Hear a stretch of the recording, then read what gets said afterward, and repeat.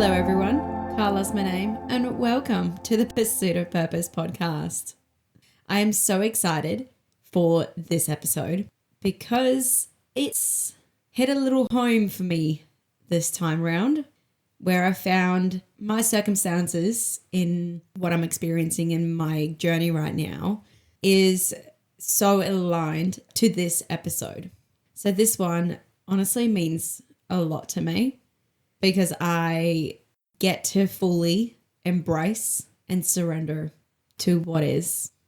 But before we get down that path, this is my podcast where I'll be talking about all the things we as a collective can do to enhance a relationship that we have with the world and with ourselves. It's very important that you do have an open mind because some of the opinions that I will discuss is going to be a little controversial and you may not exactly agree with it. But this podcast is exactly about that. Expanding our minds with curiosity and viewing the world through different perspectives every single day. The way of surrender. And to think the way of responsibility and patience is hard to achieve. Imagine embodying both of those things and try to surrender to every single life experience that you don't want to experience, especially when you are the one lost in the source. The way of surrender is the place where most of us get stuck, climbing up the ladder of trying to achieve the 20 Universal Ways of Oneness. And the reason why we get stuck is because of the system that we are brought up in. It's conditioned us to think when we are in control, that is when real success happens. When we can control something, that means that we are going to get the outcome of what we're trying to control. And although, that may be correct to a certain degree, being stuck in a controlling pattern means you are not surrendering to how life is unfolding. You are being stuck in a rigid program of trying to control the situation, trying to get to the certain destination. And when you do that, you are not going to be in a state of surrender. Only when we let go of how we think things should happen and experience for how they are, you are taking responsibility, you are being patient, you are just letting go and surrendering to the flow of life. Surrender means never giving up. It's quite the opposite. It means to choose quietness while you gain clarity on a situation. When in surrender, you are taking steps towards quieting the egoic mind and opening the heart. Being in the state of surrender leads us to respond versus react. You have faith that the universe will bring you the people, conversations, solutions, insights, and opportunities in the perfect divine timing. There is no more stressing out or pushing to make things happen. Surrender is a step towards emotional freedom. In this episode, I will be going into a little bit of my personal life, not too much, but just enough, as a context to the way of surrender. I am so glad that we are almost at the end of September because this month has been absolutely ridiculous. And I know I'm very grateful for the life experiences that I have experienced, but I'm so grateful to close that chapter and go on to the next month. And hopefully the remaining of the year is going to be a lot better. But I'm so grateful for the experiences that I had because what I have learned has just been crazy for me. And it has definitely shaped me into a better version of myself. When this all happened, I was in the biggest state of resistance because I just could not believe what was happening in front of my own eyes. I made a mistake. And because I was so fixated on this mistake and trying to improve and change the situation of what it is, I was stuck in resistance, trying to control the situation. I made the situation so much worse from trying to be in a controlled state. And I just was not embodying the way of surrender. But it's funny how it all aligns, because me being up to the third episode of The Way of Surrender, my life is so aligned to this episode. It's not even funny.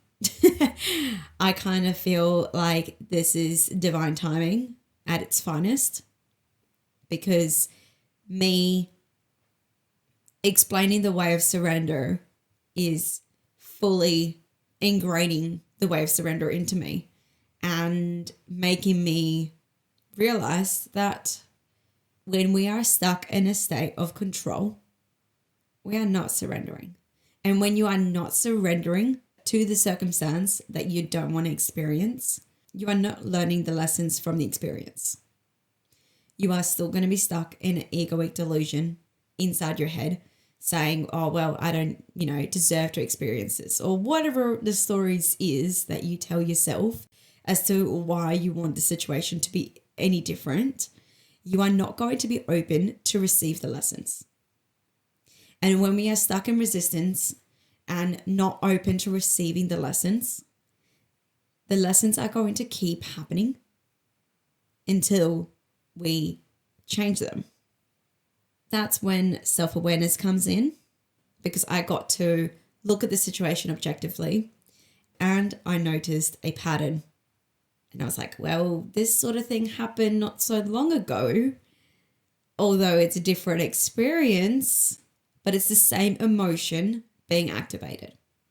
And then I looked a little further and I realized that I've experienced these emotions, these circumstances, these life experiences a lot more often than what I have wanted it to.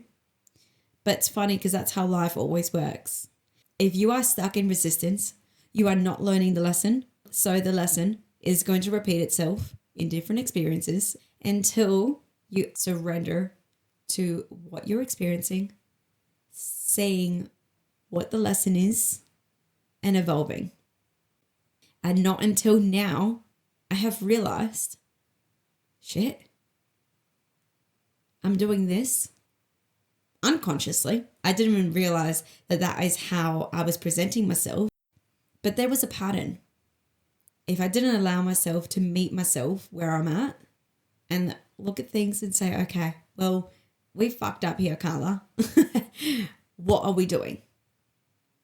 What are we doing to change this?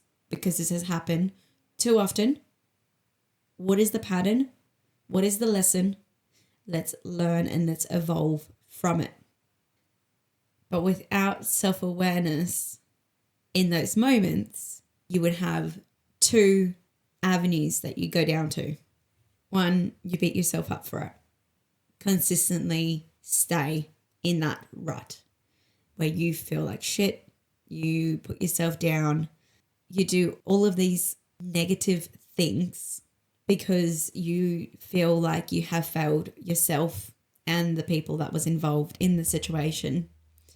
Or you forget about it, ignorance bliss, and you say, oh, well, it was a mistake, who cares, and move on. Don't really take on the responsibility of your actions, and you just brush it off and pretend like nothing happened. Don't learn anything out of the situation. You're just ignorant to your own delusions and to everyone that was involved. But neither of those things are the right way of how to go about it.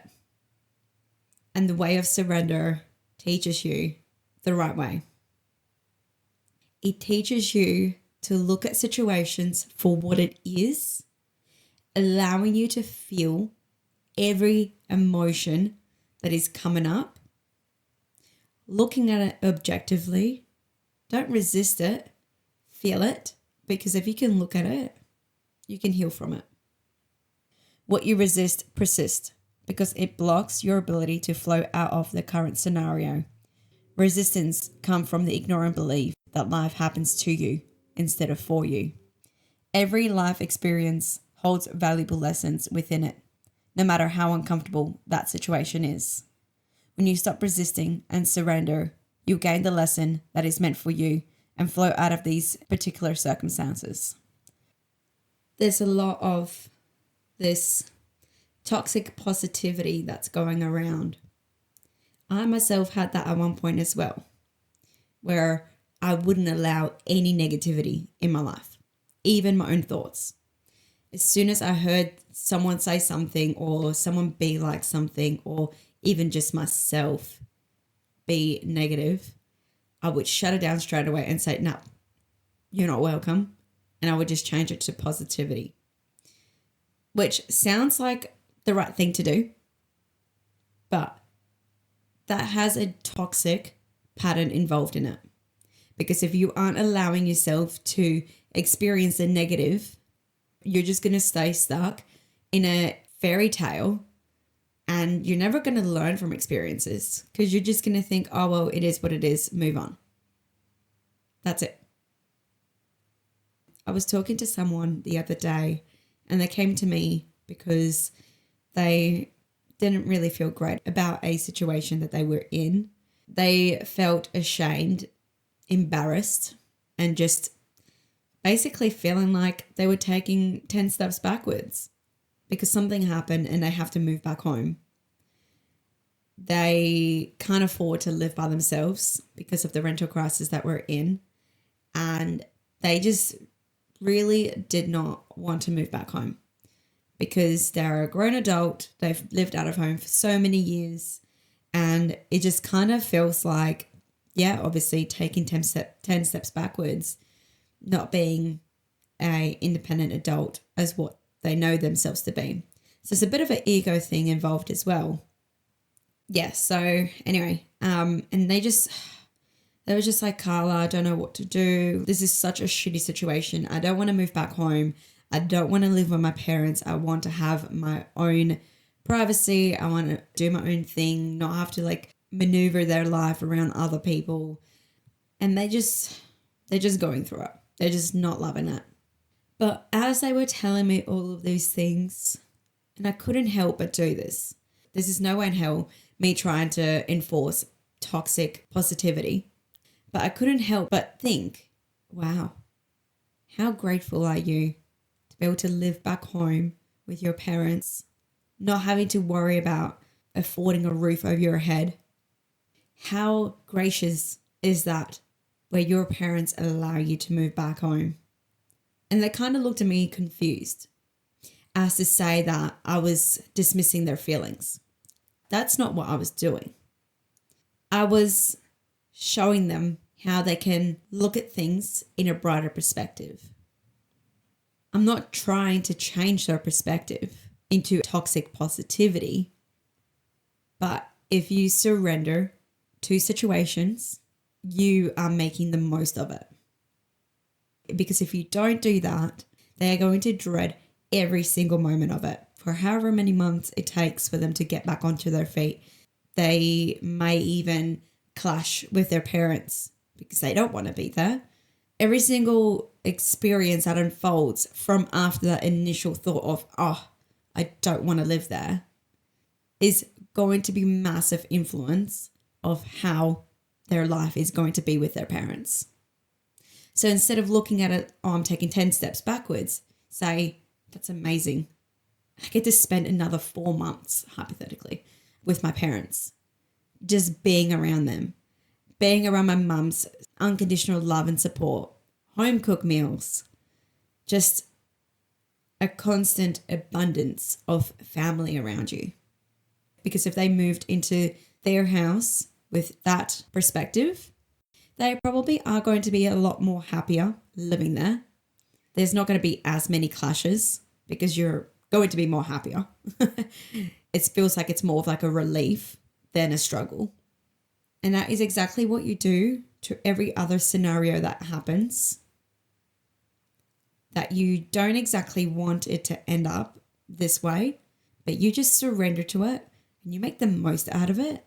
You have zero resistance and you are showing patience to your circumstances. And because you have no resistance, you completely surrender.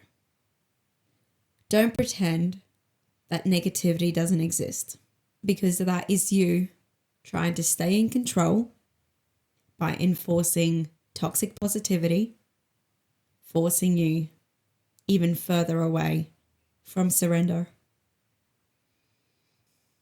And we can look at this in any scenario, but let's just say hypothetically, you're always attracting cheaters.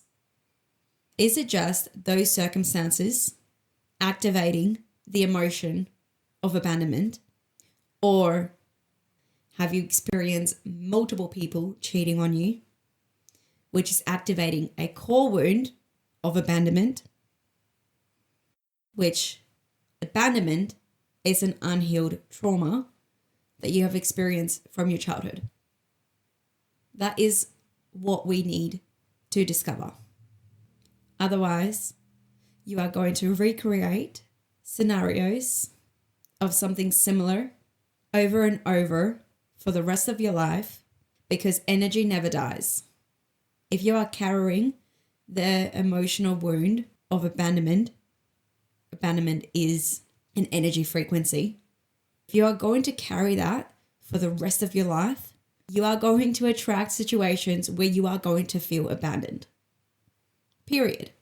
That is just how it is. And some people may not exactly like hearing that, but you are what you attract. If you are consistently being cheated on, being mistreated, all of those sort of things, you are energetically allowing it to happen. Life is a mirror.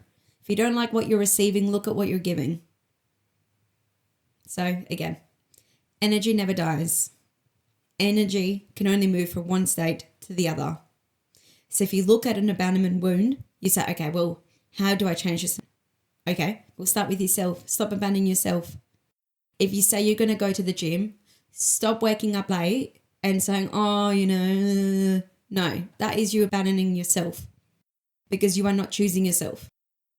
You are choosing to just keep yourself stuck. Or when someone doesn't treat you the way how you know you deserve to be treated, yet you make excuses for their shitty behavior, that is you abandoning yourself, because you are putting someone else's emotions before your own self-worth. When you embody the way of surrender, you are flowing through life like a leaf flows in water.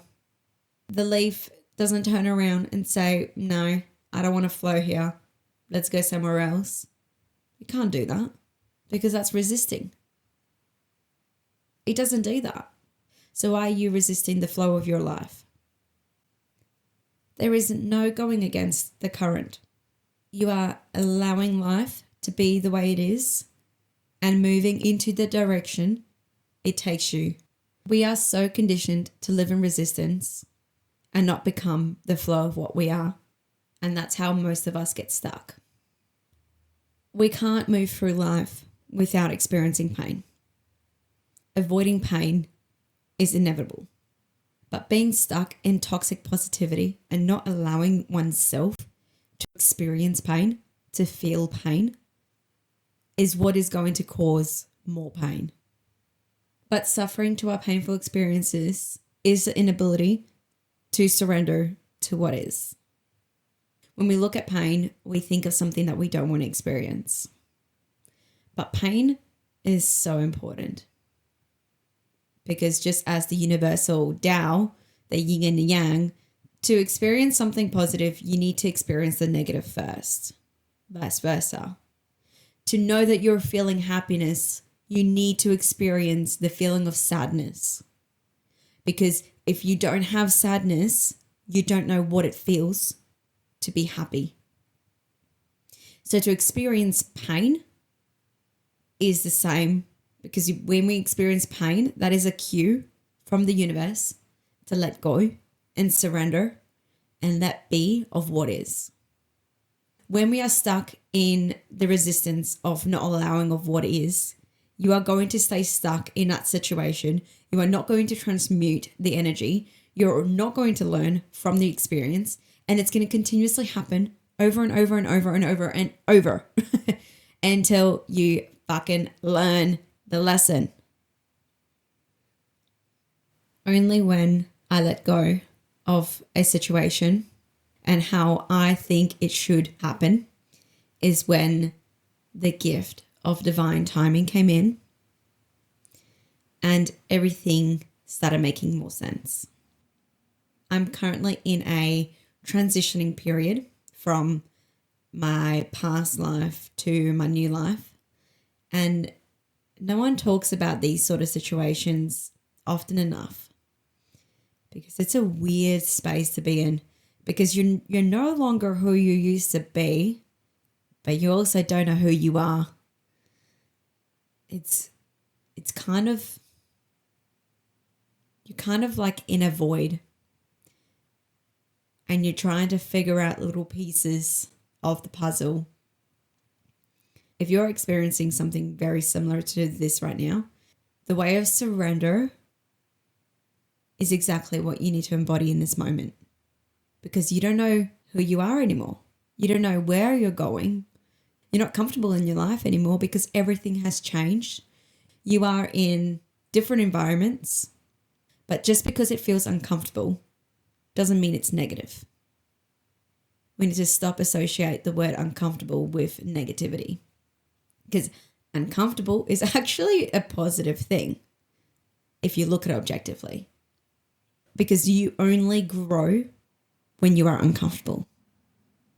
So if you are currently going through a life transitioning period where you just trying to find your feet again, it's okay. It's okay to feel what you're feeling. It's okay to be confused, but it's not okay to resist. There are certain life experiences that we are not in control of. I mentioned the psychic reading that I went to in my first episode. And that situation that I spoke about earlier, that psychic literally told me that something like this would happen.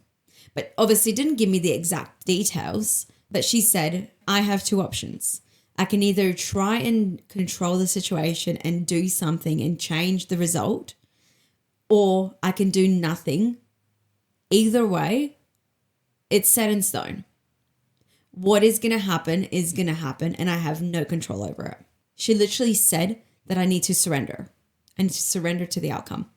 Now, while this happened, the whole reading was probably about 30 to 40 minutes long. So she gave me a lot of information. And I didn't retain every single thing that she said to me. I only really remembered the key points that was very important to me in that very moment. Like obviously starting, be creative, start my own podcast, all that sort of stuff.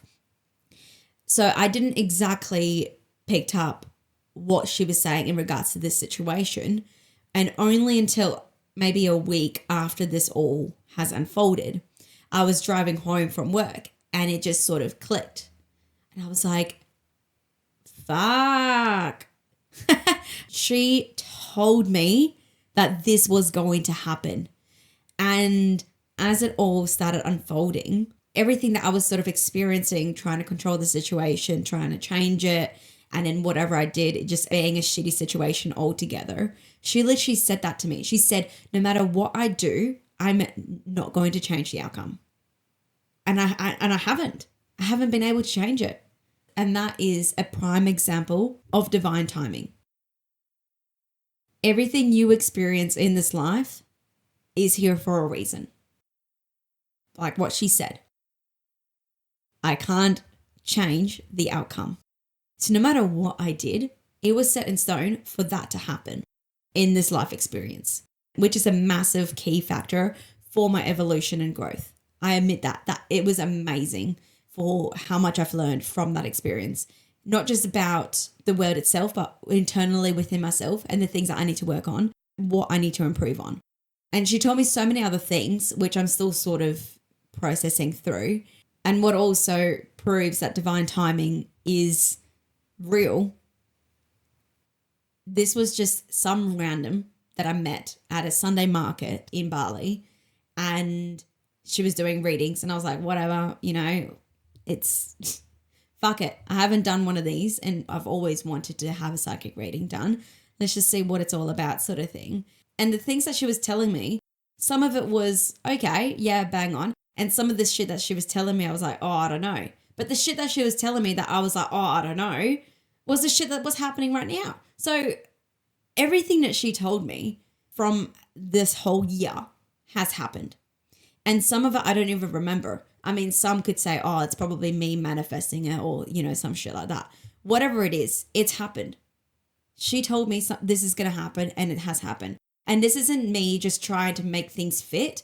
Like, she was correct about some very key details, which I'm not going to say.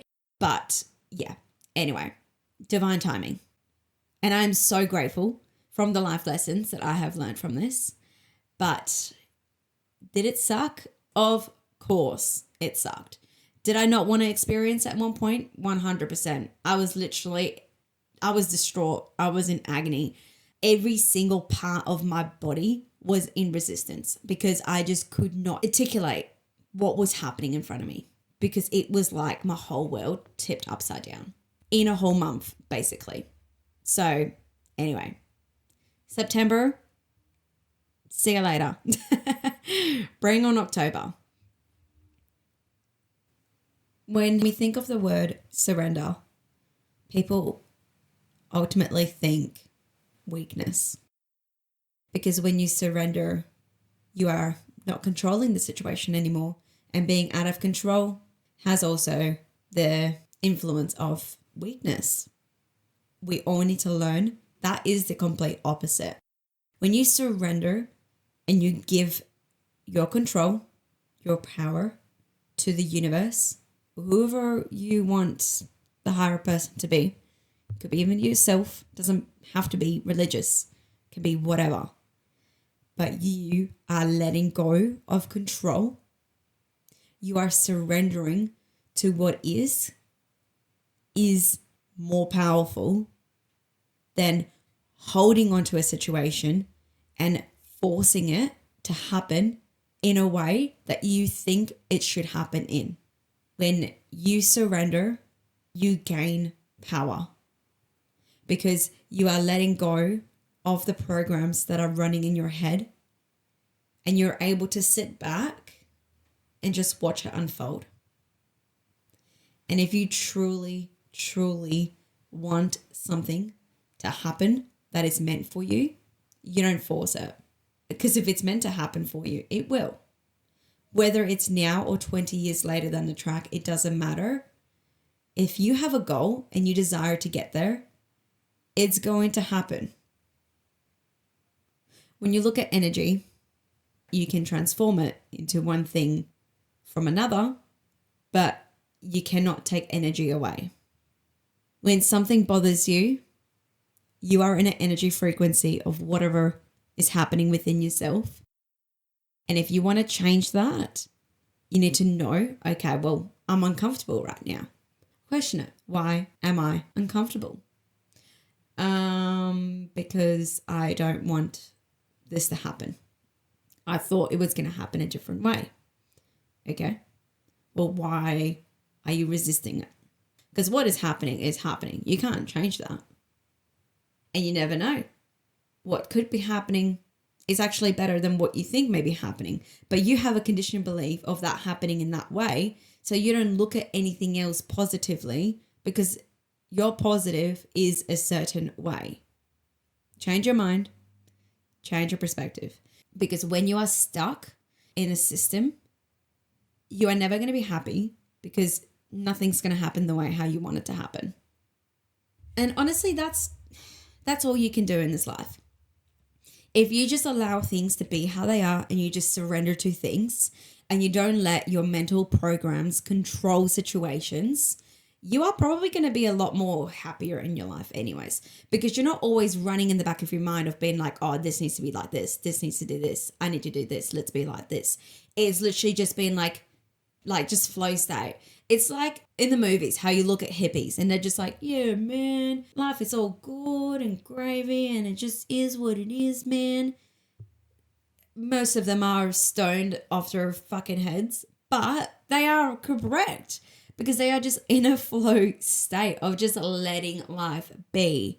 And when you let life be and you let go of the mental programs of control in your mind, you are going to be such a happy person because even though something negative happens, you know, okay, well, obviously something negative has to happen for me to experience a positive. So for me to experience a negative right now, it means a positive is on the horizon. So who gives a shit? Because like I said earlier, to experience a positive, you need to experience a negative. Without the negative, you do not know how a positive feels, vice versa. So now you understand why most people get stuck at the way of surrender.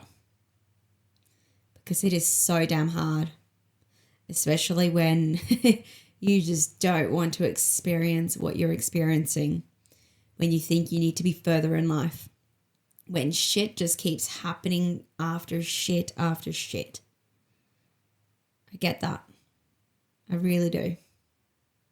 But resisting the thing that is happening is not going to make it feel any better than what you are experiencing.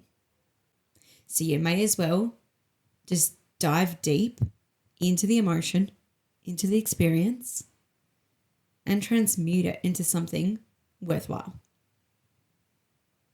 Embodying surrender is such a divine gift. It takes an enormous amount of courage to be able to look at situations, especially when you don't want them to happen the way they are, and you look for the positive, not having toxic positivity, but you look at it and you change the way how you view it and you transform it into something beautiful. Doing that for a majority of your life, you are going to feel so fulfilled by the age of 80. You're never going to carry the guilt of, I wish I experienced life more. I wish I was more happy. I wish I did this. I wish I did that.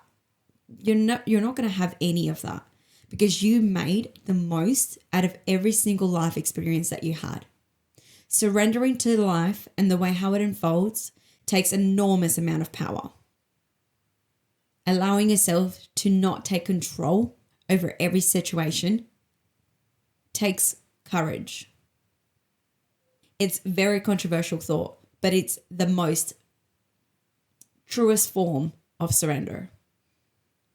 When you don't let your ego get a hold of the way how you believe certain things should happen and you just let them be for how they are, you are not going to be stuck in a delusion state. You are going to see things for what they are. And when you see things for what they are, you automatically embody the next way of oneness, the way of truth. Surrendering to what is allows you to see the truth in situations other than the misperceived perceptions of your mental programs running, making something of what it isn't. When you surrender to situations, you allow yourself to embody the truth. In my situation, instead of saying, oh shit, I'm such a fuck up, I make massive mistakes, I surrendered to it and I seen the truth. Yeah, I might have made a mistake, but I'm not a massive fuck up. There are so many other things that I am great at, which is the truth. I'm not being stuck in a delusion state of guilt tripping myself and making myself feel bad for making a mistake. I have learned from it. I now know what I need to do in the next life experience that I will have when I encountered the same experience as what I did originally when I made the mistake.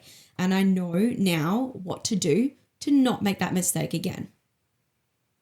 You need to allow yourself to surrender completely to be able to see life for how it exactly is, to be able to live in the way of truth. Only when you live in the way of truth, that is when you can see situations for how they exactly are. You can see past the veil of our mental programs and what we think situations are to what we know they are. You are no longer pinpointing fingers. You are taking responsibility for what is, showing patience for what will become, surrendering to that isn't, and seeing the truth of what is. With the flow of grace moving through you and the removal of resistance, The way of surrender, therefore, evokes the onset of what stillness is within oneself. A person is then better able to see the truth in situations and interactions with others. Most people perceive conflicts through the eyes of their mental programs, emotional woundedness, and unhealed inner child. Surrendering to what is allows you to see the actual truth in any situation versus your misperceived interpretation of what's happening. Living in the way of truth allows you to live with honesty, transparency, and trust within yourself and with others. So the more you learn to release your resistance to life and life challenges, the more you learn to master the way of surrender.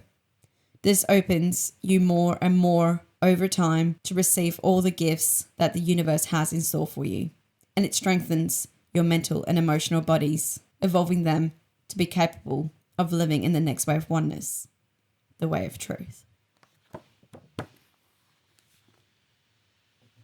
All right. And that's a wrap, everyone. Thank you so much for tuning in to my podcast and listening to me ramble on about the way of surrender. I'm so grateful for the life that I have and how everything is aligning with the episodes that I'm doing. So it'd be very interesting to see what next month is like in regards to the way of truth, because so far it's just been my life has really been synchronized with these episodes. And obviously doing these episodes is just ingraining the ways into me even more, and also sort of helping me through the situations that I'm going through, because obviously this episode is all about surrender, and literally the whole month of September, that is what I have had to experience, is to let go and just surrender to what is. So anyway, it's amazing being able to do these and having you listening so far. And I'm very excited over the way of truth, because that is one of my favorite ways as well. So on to the next. Thank you so much for tuning into my podcast, and I will see you in the next one. Thank you. See ya. Bye.